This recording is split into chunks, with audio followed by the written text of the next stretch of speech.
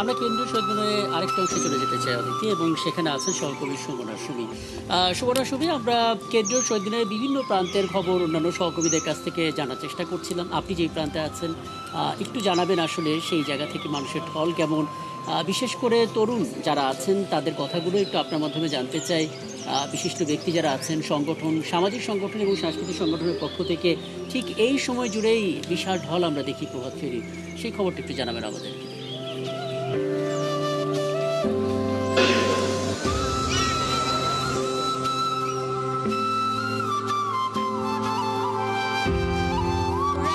আমরা জানি যে আজকে এই বসন্তের সকালটি ভাষা আন্দোলনের ৭৪ বছর পূর্ণ করলো, এবং আজ ৭৪ বছর পরেও কিন্তু মোদের গৌরব, মোদের আশা, আমরি বাংলা ভাষা, সেই বাংলা ভাষার টানে শহীদ মিনারে দলে দলে মানুষের আগমন বার্তা আবার নতুন করে জানান দিচ্ছে পলাশ শিমুলের এই সুন্দর সকালের, জানান দিচ্ছে রফিক, জব্বার, শফিক সহ যারা ভাষার জন্য প্রাণ দিয়েছিলেন তাদের স্মৃতিকে কিভাবে আঁকড়ে ধরে আছে এদেশের মানুষ। এবং এই মুহূর্তে আপনাকে জানাতে পারি রাকিব, আমাদের সাথে আমরা দেখতে পাচ্ছি যে এক ঝাঁক বাংলাদেশের বরেণ্য শিল্পীরা আছেন যাদের কণ্ঠে মা, মাছি, মাতৃভূমির গান উচ্চারিত হয়, এবং তারা কিন্তু বলছে আজ শুধু একটি গান।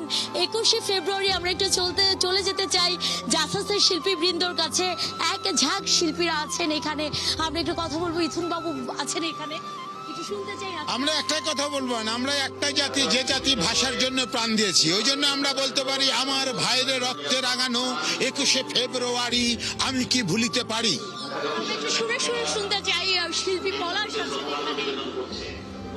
আমার ভাইয়ের রক্তে রাঙানো ২১শে ফেব্রুয়ারি আমি কি ভুলিতে পারি। আমার ভাইয়ের রক্তে রাঙানো ২১শে ফেব্রুয়ারি আমি কি ভুলিতে পারি। বাংলা সিনেমা এবং অভিনয়ের দিকে যদি বলি, যে খলনায়কের চরিত্রে তাকে আমরা দেখি, ব্যক্তি মানুষ হিসেবে দেশপ্রেম তার বারবারই কিন্তু বিভিন্ন আন্দোলন সংগ্রামে দেখা যায়। আমরা একটু শিবাশাল আজকের এই নতুন প্রেক্ষাপটে ২১শে ফেব্রুয়ারিতে শহীদ বেদিতে পুষ্পস্তবক অর্পণ করতে এসেছি আমরা সবাই শিল্পীরা, আমাদের জাসার নেতৃবৃন্দরা সব একসাথে। আজকে একটু নির্বিঘ্নে, একটু নির্ভয়ে শহীদ বেদিতে ফুল দিলাম, শহীদদের শ্রদ্ধা জানালাম। ১৯৫২-র ২১শে ফেব্রুয়ারি এই ভাষা আন্দোলনের মধ্য দিয়ে আসলে আমাদের ১৯৭১-এর স্বাধীনতার প্রবাহ হয়, মানে সত্যিকার বলা যায়, যার পরিণতি ১৯৭১-এর ১৬ ডিসেম্বর মহান স্বাধীনতা, মহান মুক্তিযুদ্ধ এবং আমাদের দেশ স্বাধীনতা। তো এই ভাষা দিবসটাকে আমরা সবাই সকলে শ্রদ্ধা করে স্মরণ করি এবং স্মরণ করছি সেই দিনে সেই সমস্ত শহীদদেরকে। ধন্যবাদ আমাদের দেশের মা মাটি শেকড়ের গান গাওয়ার শিল্পী এবং অভিনয় শিল্পীদের। এছাড়াও যদি রাকিব বলি, আপনি তরুণদের কথা বলছিলেন, এখানে কিন্তু তরুণদের ভিড় রয়েছে এবং স্কুল, কলেজ সহ বিভিন্ন প্রতিষ্ঠান, ঢাকা বিশ্ববিদ্যালয় এখানে আসছে। আমার পাশেই কিন্তু তরুণেরা ভিড় করেছে, আমরা একটু কথা বলবো তাদের। আজকে ভাষা আন্দোলন শহীদ দিবস, সেদিন উপলক্ষে আমরা এসেছি দেখতাম, এই যে এটাই ঠিক আছে।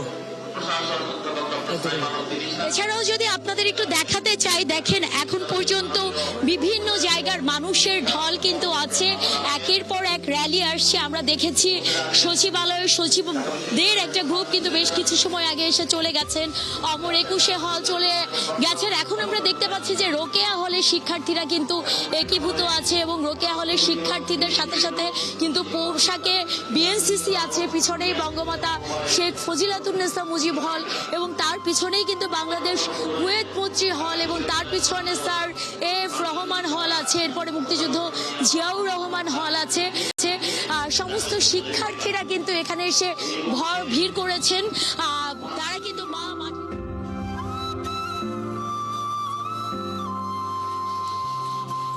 অনেক ধন্যবাদ সুমনা সুমি, আপনার মাধ্যমে আসলে এক ঝাঁক সঙ্গীত শিল্পীর কিছু কথা আমরা শোনার সুযোগ হলো। নিশ্চয়ই এরকম সাংস্কৃতিক সংগঠনের পক্ষ থেকে আরও অনেকে আসবেন দিনভর, সেই ছবিগুলো আপনার মাধ্যমে জানতে পারবো। আমাদের সঙ্গে কেন্দ্রীয় শহীদ মিনারের আরেকটি অংশ থেকে যুক্ত হয়েছিলেন সহকর্মী সুমনা সুমি।